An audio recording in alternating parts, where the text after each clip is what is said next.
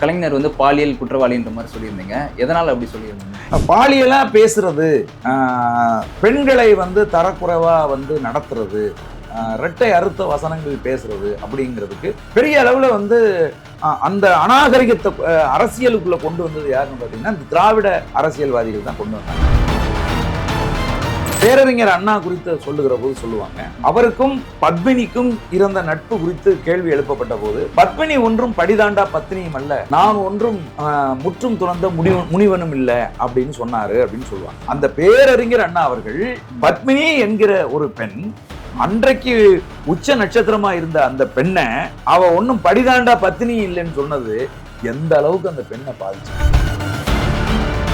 சட்டசபையில் பேரறிஞர் அண்ணா திராவிட நாடு குறித்து பேசிட்டு உட்கார்றாரு. அப்போ ஒரு நியாயமான கேள்வி அனந்தநாயகி அம்மாவுக்கு ஏற்படுது. அது என்னன்னா, திராவிட நாடுன்னு பேசுறீங்களே, இது தமிழ்நாடு, அது ஆந்திரா, அது கேரளா, அது கர்நாடகா, இந்த திராவிட நாடு எங்கெங்க இருக்கு அப்படின்னு கேட்கிறாரு. அதுக்கு ஐயா கலைஞர் கருணாநிதி அவர்கள் எழுந்து சொல்றாங்க, அதாவது நாடாவை அவுத்து பாவாடையை தூக்கி பாருங்க தெரியணும் அப்படின்னு.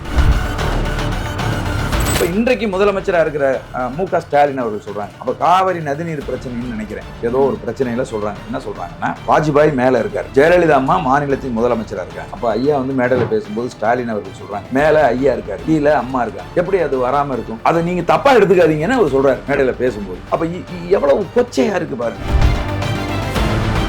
அடுத்து நம்ம ஐயா துணை முதல்வர் சொல்றாரு, எடப்பாடி பழனிசாமி அப்படியே காலில் போய் விழுந்து கும்பிட்டார், இதான் செய்தி, விட்டு அப்படியே சேலைக்குள்ளேயே போயிருப்பாரு அப்படின்னா என்ன? பாரதி ராஜா அவர்கள் கலைஞர் கருணாநிதியின் ஒரு நினைவேந்தல் நிகழ்வோ ஏதோ ஒண்ணுல ஒரு திரைப்படத்தை, அவர் கதை வசனம் எழுதின திரைப்படத்தினுடைய பாடல் காட்சியை போட்டு காட்டுறாங்க. பின்புலத்துல மார்வாடி பெண்களை வச்சு மார்வாடி உடையில பாடல் காட்சிகளை எடுத்திருக்காங்க. கலைஞர் அவர்கள் சொன்னாங்களாம், மார்வாடி பெண்களை வச்சு நல்லா எடுத்திருக்கிறீங்க, ஆனா மார்வாடுன பெண்களா வச்சு எடுத்திருக்கீங்களே, ஏன் இன்னும் கொஞ்சம் நல்ல மார் இருக்கிற பெண்களா வச்சு எடுத்திருக்கலாமே அப்படின்னு சொன்னாருன்னு சொல்லி ஒரு செய்தியை மு.க. ஸ்டாலின் அவர்கள் மேல இல்லாத பாலியல் குற்றச்சாட்டுகளா, ஐயா உதயநிதி மேல இல்லாத பாலியல் குற்றச்சாட்டுகளா, வைரமுத்து ஐயா மேல இல்லாத பாலியல் குற்றச்சாட்டா? அவரு இன்னைக்கு திமுகவினுடைய ஒரு பின்பமா தானே அவர் இருக்காரு. தமிழக அரசியல் களத்துல பாலியல் குற்றச்சாட்டு யார் மேல எல்லாம் இல்ல. சீமான் அவர்களை வீழ்த்துவதற்கு ஒரு பேர் ஆயுதமா போய் பெங்களூர்ல போய் விஜயலட்சுமியை கூட்டிட்டு வராங்க. அதனாலதான் இவங்க சொல்றாங்க சீமான் ஒரு பாலியல் தொழிலாளி அப்படின்னு. அப்ப சீமான் ஓப்பனா பேச வேண்டியிருக்கு. அப்ப இப்படி பேசலாமா?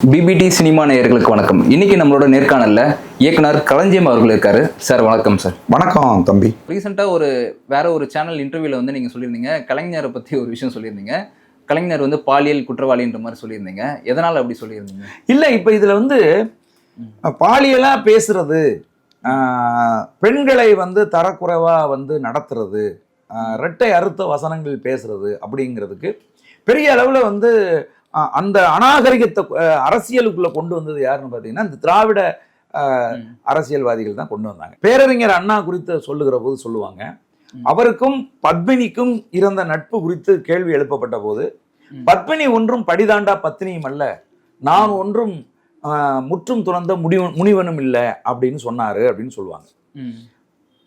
ஐயா அண்ணாதுரை அவர்கள் யாரு, தமிழ் மக்கள் அவரை எப்படி விழிக்கிறாங்க, எப்படி அவரை அழைக்கிறாங்க பேரன்பு கொண்டுன்னா, பேரறிஞர் அண்ணான்னு அழைக்கிறாங்க. அந்த பேரறிஞர் அண்ணா அவர்கள் பத்மினி என்கிற ஒரு பெண் அன்றைக்கு உச்ச நட்சத்திரமா இருந்த அந்த பெண்ணை அவ ஒன்னும் படிதாண்டா பத்னி இல்லைன்னு சொன்னது எந்த அளவுக்கு அந்த பெண்ணை பாதிச்சிருக்கும். இப்படி இதை விட நேரடியா ஒரு பெண்ணை அவ பத்னி இல்லைன்னு சொல்றது வேற எங்காவது யாராவது சொல்லியிருக்காங்களா? அப்போ ஒரு ரைமுக்காக அவர் இந்த வார்த்தையை பயன்படுத்தினார். அன்றைக்கு இந்த பொண்ணை எந்த அளவுக்கு மன சங்கடப்படுத்தி இருக்கும் யோசிச்சு பாருங்க. அதே மாதிரிதான் சட்டசபையில் பேரறிஞர் அண்ணா திராவிட நாடு குறித்து பேசிட்டு உட்கார்றாரு. அப்போ ஒரு நியாயமான கேள்வி அனந்தநாயகி அம்மாவுக்கு ஏற்படுது. அது என்னன்னா, திராவிட நாடுன்னு பேசுறீங்களே, இது தமிழ்நாடு, அது ஆந்திரா, அது கேரளா, அது கர்நாடகா, இந்த திராவிட நாடு எங்கெங்க இருக்கு அப்படின்னு கேட்கிறாரு. அதுக்கு ஐயா கலைஞர் கருணாநிதி அவர்கள் எழுந்து சொல்றாங்க, பாவாடையே அவுத்து அதாவது நாடாவை அவுத்து பாவாடையை தூக்கி பாருங்க தெரியும் அப்படிங்கிறார். இது டபுள் மீனிங் வசனம். இதுக்கப்புறம் விளக்கம் கொடுக்கலாம், லட்சம் விளக்கம் கொடுக்கலாம். ஆனால் கேள்வி கேட்டது யாரு? ஒரு பெண். அந்த பெண்ணுக்கு நீ நாடாவை அவுத்து பாவாடையை தூக்கி பாருன்னா இது என்ன அர்த்தம் சொல்லுங்க பாப்போம். அப்ப இந்த மாதிரியான வசனங்கள் ஐயா இப்ப இன்றைக்கு முதலமைச்சரா இருக்கிற மு.க. ஸ்டாலின் அவர்கள் சொல்றாங்க. அப்ப காவிரி நதிநீர் பிரச்சனைன்னு நினைக்கிறேன், ஏதோ ஒரு பிரச்சனையில சொல்றாங்க. என்ன சொல்றாங்கன்னா, வாஜ்பாய் மேல இருக்காரு, ஜெயலலிதா அம்மா மாநிலத்தின் முதலமைச்சரா இருக்காங்க. அப்ப ஐயா வந்து மேடையில பேசும்போது ஸ்டாலின் அவர்கள் சொல்றாங்க, மேல ஐயா இருக்காரு, கீழே அம்மா இருக்காங்க, எப்படி அது வராம இருக்கும்? அதை நீங்க தப்பா எடுத்துக்காதீங்கன்னு அவர் சொல்றாரு மேடையில பேசும்போது. அப்ப எவ்வளவு கொச்சையா இருக்கு பாருங்க.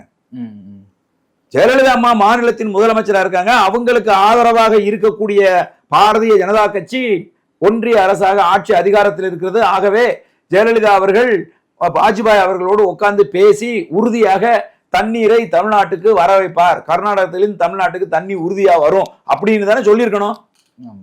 இது இந்த உதாரணம் எப்படி இருக்கு? கேவலமா இருக்கா இல்லையா?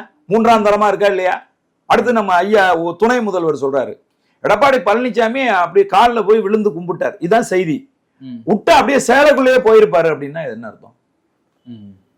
அப்ப இந்த மாதிரி அநாகரிகமாக பேசுகிறவர்கள், இவர்கள் மீது இருக்கக்கூடிய குற்றச்சாட்டுகள். இப்ப கலைஞரே சொல்றாரு, நான் வந்து வீட்டுக்கே தெரியாம நான் ராசாத்தி அம்மாளோட தொடர்புல இருந்தேன், போட்டு உடைச்சது யாரு அப்படின்னா மனோரமா ஆட்சி தான் போட்டு உடைச்சாங்க அப்படின்னு. மனோரமா ஆட்சிக்கிட்ட தான் அவங்க அந்த நாடக குழுல இருக்காங்க. அந்த நாடக குழுவில் இருந்த இன்னொருத்தருடைய மனைவி தான் ராசாத்தி அம்மாள், செந்தாமரை அவர்களுடைய மனைவி, நடிகர் செந்தாமரையினுடைய மனைவி. இப்ப அந்த அம்மா வந்து பிரெக்னண்டா இருக்காங்க. இப்ப இவரு கல்யாணம் ஆகி இவருக்கு குழந்தைகள்லாம் இருக்கு. இந்த சூழ்நிலையில இவங்க கைவிடப்பட்டுருவாங்க அப்படின்னு பயந்து மனோரமாச்சு அண்ணாவை சந்திச்சு சொல்றாங்க, இந்த மாதிரி கருணாநிதி இந்த மாதிரி செஞ்சுட்டாப்புல, அந்த பொண்ணு இனிமே கலைக்க முடியாது, கர்ப்பமா இருக்கு, என்ன பண்றதுன்னு. அப்ப பொதுப்பணித்துறை அமைச்சர், அப்ப கலைஞர் அவர்களை கூப்பிட்டு, நீ அமைச்சர் இருக்கணும்னு விரும்பினா அந்த பெண்ணை ஏற்றுக்க, இல்ல அப்படின்னு சொன்னா நான் நடவடிக்கை எடுப்பேன் அப்படின்னு சொல்லி அண்ணா சொன்னதாகவும், அதனால வேற வழி இல்லாம அவங்கள வந்து இரண்டாம் தாரமா திருமணம் செய்து கொண்டதாகவும், அப்படியாப்பட்ட காலத்தில் அவர் மீது கேள்வி எழுப்பிய போது கனிமொழி எனது மகள், கனிமொழியின் அம்மா ராசாத்தி அம்மாள்னு ஏதோ சொன்னாருன்ட்டு ஒரு குழப்பமா ஒண்ணு சொல்லுவாங்க. இதெல்லாம் வந்து ரொம்ப ஒரு புத்திசாலித்தனமானது, அறிவுபூர்வமானது அப்படின்னு சொல்லுவாங்க. அதே மாதிரி நீங்க வந்து பாத்தீங்க அப்படின்னு சொன்னா, வந்து பாரதி ராஜா அவர்கள் கலைஞர் கருணாநிதியின் ஒரு நினைவேந்தல் நிகழ்வோ ஏதோ ஒண்ணுல, அதுல அந்த அந்த நிகழ்ச்சியில ஐயா அதை பேசியிருக்கவே கூடாது. ஆனா அவருடைய அந்த நாவன்மைக்காக அவர் வந்து உதாரணம் சொல்றார். ஒரு திரைப்படத்தை, அவர் கதைவசனம் எழுதின திரைப்படத்தினுடைய பாடல் காட்சியை, கதைவசனம் ஐயா எழுதினதுதான், கலைஞர் அவர்கள் எழுதினதுதான், பாடல் காட்சியை போட்டு காட்டுறாங்க. அதுல பின்புலத்துல மார்வாடி பெண்களை வச்சு மார்வாடி உடையில பாடல் காட்சிகளை எடுத்திருக்காங்க. கலைஞர் அவர்கள் சொன்னாங்களாம், மார்வாடி பெண்களை வச்சு நல்லா எடுத்திருக்கிறீங்க, ஆனா மார்வாடின பெண்களா வச்சு எடுத்திருக்கீங்களே, ஏயா இன்னும் கொஞ்சம் நல்ல மாறு இருக்கிற பெண்களா வச்சு எடுத்திருக்கலாமே அப்படின்னு சொன்னாருன்னு சொல்லி ஒரு செய்தியை மதிப்புக்குரிய இயக்குனர் இமயம் அவர்கள் வந்து பதிவு செஞ்சாங்க. இதெல்லாம் வந்து எப்படி, இதெல்லாம் வந்து பொது வெளியில் பேசக்கூடிய விஷயங்களா சொல்லுங்க பாப்போம். இப்படியா உங்களுடைய கல்ச்சர் இப்படி இருக்கும்போது, அதே மாதிரி இப்ப குற்றச்சாட்டுகள், ஐயா பாலியல் குற்றச்சாட்டுகள் இன்றைய முதலமைச்சரா இருக்கிற மு.க. ஸ்டாலின் அவர்கள் மேல இல்லாத பாலியல் குற்றச்சாட்டுகளா சொல்லுங்க. ஐயா உதயநிதி மேல இல்லாத பாலியல் குற்றச்சாட்டுகளா சொல்லுங்க பாப்போம். தமிழக அரசியல் தளத்துல இருக்கிற இப்ப வைரமுத்து ஐயா மேல வந்து இல்லாத பாலியல் குற்றச்சாட்டா? அவரு இன்னைக்கு திமுகவினுடைய ஒரு பின்பமா தானே அவர் இருக்காரு. இப்ப இந்த தமிழக அரசியல் களத்துல பாலியல் குற்றச்சாட்டு யார் மேல எல்லாம் இல்ல யோசிங்க. அப்போ சும்மா செந்தமிழன் சீமான் மேல ஒரு பெண் குற்றம் சுமத்தி இருக்கா, குற்றம் சாட்டப்பட்டிருப்பது சீமான், குற்றம் சுமத்தியது விஜயலட்சுமி. இந்த வழக்கு இதுல இருக்கு, காவல்துறையில இருக்கு, நீதிமன்றம் அந்த வழக்கை விசாரின்னு சொல்லி இருக்கு, சம்மன் அனுப்பிச்சு கூப்பிட்டு விசாரிச்சுட்டு இருக்காங்க. விசாரிச்சு காவல் நிலையம் சமர்ப்பிக்கணும், அறிக்கை சமர்ப்பிக்கணும். அந்த அறிக்கையின் அடிப்படையில், சாட்சியங்களினுடைய அடிப்படையில் நீதிமன்றம் விசாரிச்சு தீர்ப்பு சொல்லணும். தீர்ப்பு சொன்னதுக்கு அப்புறம் தான் நீ பாலியல் குற்றவாளியா இல்லையா அப்படின்னு தெரியும். புரியுதா? அதுக்கு முன்னாடியே இவர் யாரெல்லாம் நீதிபதி ஆகுறாங்கன்னா, கம்யூனிஸ்ட் கட்சியினுடைய மார்க்சிஸ்ட் கம்யூனிஸ்ட் கட்சியின் தலைவர் சண்முகம் நீதிபதி ஆகுறாரு, அம்மா கனிமொழி நீதிபதி ஆகுறாங்க, வாசுகி அம்மா நீதிபதி ஆகுறாங்க, காங்கிரஸ் கட்சியினுடைய மயிலாடுதுறை எம்பி சுதா நீதிபதி ஆகுறாங்க, அவங்க இந்த காங்கிரஸ் கட்சியினுடைய கரூர் எம்பி ஜோதிமணி நீதிபதி ஆகுறாங்க. நீதிபதி ஆகி இவங்கெல்லாம் தீர்ப்பு கொடுக்குறாங்க. என்னன்னு, சீமான் ஒரு பாலியல் குற்றவாளி அப்படின்னு. நிறைய இடத்துல இந்த மாதிரி போஸ்டர்ஸும் ஒட்டிருந்த மாதிரி. அது நான் கேட்கிறேன், போஸ்டர் ஒட்டுறீங்கல்ல, உங்களுக்கு உண்மையாவே தொடர்நடுக்கம் இல்லை அப்படின்னா, சீமானை பார்த்து அச்சம் இல்லை அப்படின்னு சொன்னா, பேரை போட்டு அடிக்கணும், போன் நம்பரை போட்டு அடிக்கணும். நீ சம்பந்தம் இல்லாம இதுவரைக்கும் இல்லாத பேரால இருக்கு. திராவிடர் பெரியார் கழகம்ங்கிறது இதுவரைக்கும் எங்க இருக்கு? நான் பார்த்ததே இல்லை. சரி, ஓகே, எந்த இடத்துல பிரிண்ட் பண்ணீங்கன்னு தெரிஞ்சதுன்னா அந்த பிரிண்டர்ஸ்ல போய் யாரா இந்த போஸ்டர் அடிச்சதுன்னு கேட்டு நாங்க முகவரி, அதுவும் இல்லையே. இப்படி ஒரு போஸ்டர் அடிச்சுட்டு இதுக்கு பேர் வீரமா? நான் கேட்கிறேன், இது அசிங்கம் இல்லையா? இது வெக்கம் இல்லையா? அதனால ஒரு ஒரு அரசியல் கட்சி வளர்ந்து வருது. பெரியாரை சீமானவர்கள் வீழ்த்தி பெரியார் என்கிற பின்பத்தை வைத்து இனி யாரும் அரசியல் செய்ய முடியாது என்கிற ஒரு நிலையை இங்க உருவாக்கியிருக்காரு. புரியுதா உங்களுக்கு? பெரியாரை தொட்டுட்டாரு, இனிமே சீமான் அவ்வளவுதான், நீங்க வேணா பொறுத்து பாருங்க அப்படின்னு சொல்லி எல்லாம் சொன்னாங்க. அப்படியான ஒரு கவலையோடு தான் நாங்களும் ஈரோடு கிழக்குக்கு போனோம். ஈரோடு கிழக்குல விதவிதமான பெரும் படைகளை கொண்டுகிட்டு வந்து சீமானை எவ்வளவு தரம் தாழ்த்தி விமர்சிக்க முடியுமோ அவ்வளவு தரம் தாழ்த்தி மேடை போட்டு பேசி அசிங்கப்படுத்தினாங்க. புரியுதுங்களா? மாற்று வேட்பாளர்கள் எல்லாம் சுயேட்சை வேட்பாளர்கள் எல்லாம் நிறுத்தினாங்க. நம்ம ஐயா திருமுருகன் காந்தி கூட ஒரு வேட்பாளரை நிறுத்தினாரு. எவ்வளவு வாக்கு வாங்கினாங்க அவங்க எல்லாம்? 200 வாக்கு வாங்க முடிஞ்சது அவங்களால. மக்கள் அங்கீகாரம் என்பது வேறு. சும்மா உட்கார்ந்துகிட்டு கழுத்த அருந்த கோழி மாதிரி கத்துறது வேற, மக்கள் அங்கீகாரம் பெறுவது வேற. ரெண்டும் வேற வேற. மக்கள் அங்கீகாரம் செந்தமிழன் சீமானுக்கு தான் இருக்கு. கிட்டத்தட்ட இதுவரைக்கும் நாங்க வாங்கின வாக்கு ஈரோடு கிழக்குல அதிகம் 11,800 வாக்கு தான். ஆனா இந்த முறைதான் நாங்கள் 24,151 வாக்கு நாங்க வாங்கியிருக்கோம். அப்ப இவங்களுக்கு தெளிவா தெரியுது. இன்னொரு முக்கியமான விஷயத்தையும் சொல்றேன், எவ்வளவு வாக்கு நாம் தமிழர் கட்சி பெற்றதுங்கிறது எங்களுக்கு தெரியாது, திமுகவுக்கு தான் தெரியும். திமுக நாங்க டெபாசிட் வாங்கக்கூடாது அப்படிங்கிறது திமுகவோட முடிவு. அதனால நாங்க 24,151 வாக்கு வாங்கியிருக்கிறோம். உண்மையா நாங்க எத்தனை வாக்கு வாங்கினோம்? 80,000 வாக்கு வாங்கினோமா, 75,000 வாக்கு வாங்கினோமா, 50,000 வாக்கு வாங்கினோமான்னு எங்களுக்கு தெரியாது. தேர்தல் அந்த எண்ணங்கள்ல எண்ணினவங்களுக்கும் திமுகவுக்கு தான் தெரியும். இந்த சூழ்நிலையில தான் சீமான் அவர்களை வீழ்த்துவதற்கு ஒரு பேர் ஆயுதமா போய் பெங்களூர்ல போய் விஜயலட்சுமியை கூட்டிட்டு வர்றாங்க. அதனாலதான் இவங்க சொல்றாங்க சீமான் ஒரு பாலியல் தொழிலாளி அப்படின்னு. அப்ப சீமான் ஓப்பனா பேச வேண்டியிருக்கு. அப்ப இப்படி பேசலாமா?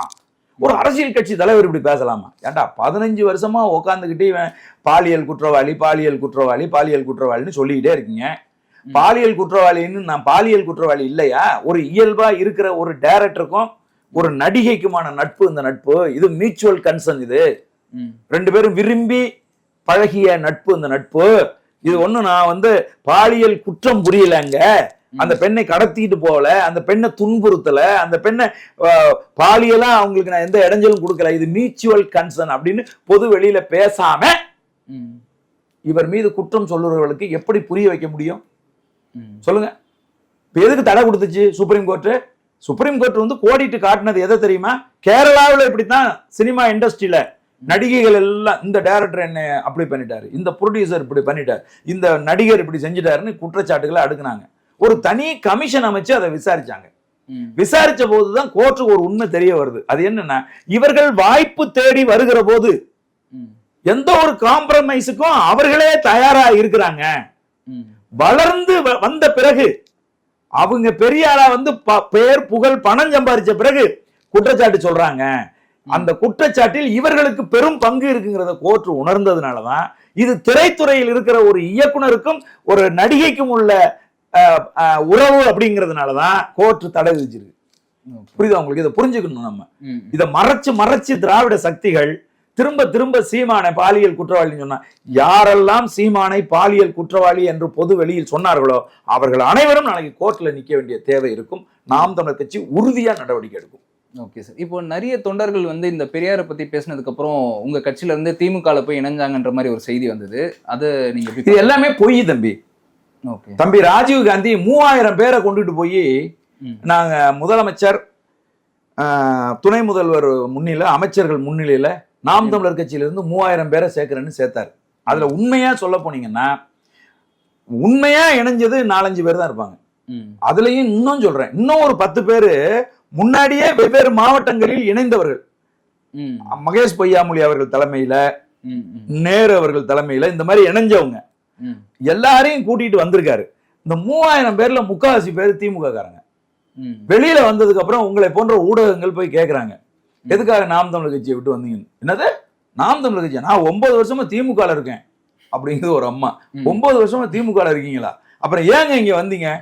முதலமைச்சர் கையால துண்டு வாங்கலாம் வாங்கன்னு கூப்பிட்டாங்க, அதான் வந்திருக்கேன். பாருங்க இன்னும் சாப்பாடு கொடுக்கல, அதான் ரோட்ல வந்து நின்றுட்டு இருக்கேன்னு ஒரு அம்மா சொல்லுது. புரியுதா உங்களுக்கு? அப்ப முதலமைச்சரும் துணை முதல்வரும் ஏமாளியாக இருந்தால் ராஜீவ்காந்தி போன்றவர்கள் இது போன்று ஏமாற்றுவார்கள், இது போன்று கோமாளிகளை அவர்களை ஆக்கி விடுவார்கள். அப்படிங்கிறதுக்கு இது போன்று இதை விட என்ன சிறந்த உதாரணம் வேணும்? அப்ப இதை உஷாராகணும். முதலமைச்சரும் துணை முதல்வரும் உஷாராகணும். இவன் இது தெரியாதா சார்? இப்போ தெரிஞ்சிருந்தா எப்படிங்க இது வந்து ஒத்துக்கிட்டு வந்திருப்பாங்க? இவன் ராஜீவ்காந்தி என்கிற தம்பி முதலமைச்சரையும் துணை முதல்வரையும் கோமாளியாக நினைக்கிறார். அவர்களை என்ன சொன்னாலும் ஏமாத்திடலாம், இவர்கள் ஏமாளி பேர்வழிகள் அப்படின்னு நம்புறார். நமக்கெல்லாம் ரொம்ப கஷ்டமா இருக்கு. என்னுடைய மாநிலத்தின் முதலமைச்சரை அவர் கூடவே பயணிக்கிற ஒருத்தன் ஏமாத்துறானே, 3000 பேர் நாம் தமிழர் கட்சியில இருந்து வந்தாங்கன்னு சொல்றானே. அதனாலதான் எங்க தம்பிங்க என்ன கேக்குறாங்க, பொது வெளியில ராஜீவ்காந்திக்கு ஓப்பன் சேலஞ்ச் பண்றாங்க. அந்த 3000 பேரோட ஐடென்டி கார்டை குடுறாங்க பொது வெளியில. 1 2 3 4 3000 பேரோட ஐடி கார்டு வெளியிடு பார்ப்போம். என்னைக்கு சேர்ந்தாங்க, யாரு சேர்த்து விட்டது? இப்ப எங்களுக்கு ஒரு இது இருக்கு, நாம் தமிழர் கட்சியில டக்குன்னு சேர்ந்துட முடியாது. நாங்க வந்து ஒரு மாவட்டம் இருக்குன்னா அந்த மாவட்டத்துல 2 அல்லது 3 பேருக்கு அந்த உரிமை கொடுத்திருப்போம், கட்சியில இணைக்கிறதுக்கான உரிமை. கையெழுத்து அவங்க போட்டாதான் இணைய முடியும். மத்த கட்சியில மாதிரி நீ இந்த போன் நம்பருக்கு போன் பண்ணீங்கன்னா கட்சிக்கு வந்துடலாம், அப்படி வர முடியாது. பிஜேபி காரன் வச்சிருக்கான்ல, அயோக்கிய போயிடுவா, நீ போன் பண்ணி மிஸ்டு கால் கொடுத்தீங்கன்னா கட்சியில உறுப்பினர் ஆயிடலாம்னு. அப்படி கிடையாது. நாம் தமிழர் கட்சியில உறுப்பினர் ஆகணும் அப்படின்னு சொன்னா நாங்கள் உரிமை யாருக்கு கொடுத்து வச்சிருக்கிறோமோ அவங்க கிட்ட நீங்க போய் உங்களை பத்தின தரவுகள் எல்லாம் கொடுத்து அவங்க எங்களுக்கு ரெக்கமெண்ட் பண்ணாதான் கட்சி அங்கீகரிக்கும். அப்படி நாங்க இந்த 3000 பேர் சேர்ந்துட்டான்னு சொல்றீங்களா, அந்த 3000 பேரோட ஐடென்டி கார்டை கொடு. அப்ப இது அயோக்கியத்தனம் தானே? இது முதலமைச்சரையும் துணை முதல்வரையும் ஏமாத்துற வேலை தானே? இப்படி ஏமாத்துகிற ஒருத்தனை, ஒரு அயோக்கியனை, ஒரு போர்ஜரி பேர் வழியை தானே நீங்க நம்பிக்கிட்டு உட்கார்ந்து இருக்கிறீங்க திமுக காரர்கள். திமுக காரர்கள் கவனம் எடுத்துக்குங்க. ராஜீவ்காந்தி பக்கா ஃப்ராடான ஒரு ஆளு. முதலமைச்சரை இப்படி ஏமாத்துற ஒரு ஆளு, துணை முதலமைச்சரை இப்படி ஏமாத்துற ஒரு ஆளை நீங்க வளர்த்துக்கிட்டே இருக்கீங்க. பாம்புக்கு பால் ஊத்திக்கிட்டே இருக்கீங்க. அது எப்படி சீமான திரும்பி கொத்திட்டு வந்து அது மாதிரி உங்களையும் கொத்தும். இப்ப கொத்திக்கிட்டு தான் இருக்கு, உங்களை ஏமாத்திட்டு இருக்கு. அதனால இது வந்து பொய்யை நீங்களே கேட்டிருக்கணும். என்ன கேட்டிருக்கணும்?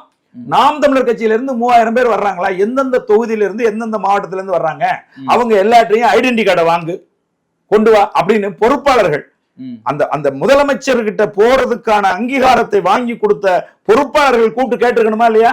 எந்தெந்த மாவட்டத்தில இருந்து வர்றாங்க, எந்தெந்த இருந்து வர்றாங்க, நாம் தமிழர் கட்சி கார்டெல்லாம் கொண்டு வர சொல்லி இங்க கொண்டாந்து எல்லாத்தையும் இந்த இடத்துல வை, நம்ம கட்சி கார்டு அதுக்கப்புறம் தான் கொடுக்கணும் அப்படின்னு சொல்லி வாங்கி இருக்கணுமா இல்லையா?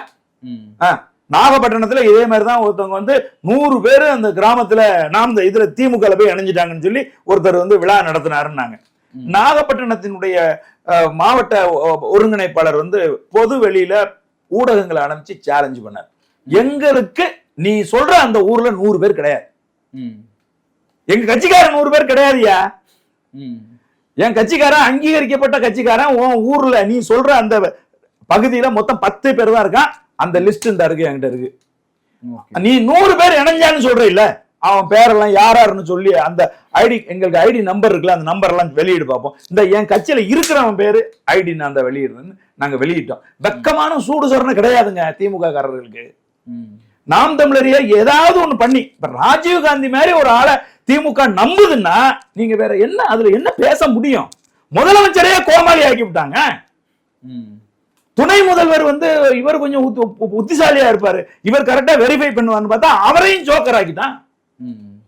அப்புறம் இதுக்கு மேல என்ன சொல்லுவீங்க? அங்க வந்த 3000 பேர் நாம் தமிழர் கட்சியை சேர்ந்தவங்க கிடையாது. பல வருடங்களா திமுகவில் பயணிக்கிற திமுகவினுடைய உண்மையான ரசிகர்கள், தொண்டர்கள். அவர்களை ஏமாற்றி பஸ் பிடிச்சு அழைச்சு கொண்டாந்து முதலமைச்சர் கையால துண்டு போட வைக்கிறேன்னு சொல்லி பொய் சொல்லி கூட்டிட்டு வந்ததுதான் இந்த ராஜீவ்காந்தி செய்த அயோக்கியத்தனமான வேலை. உங்களோட கருத்துக்களுக்கு நன்றி சார். மிக்க மகிழ்ச்சி. நன்றி. வணக்கம்.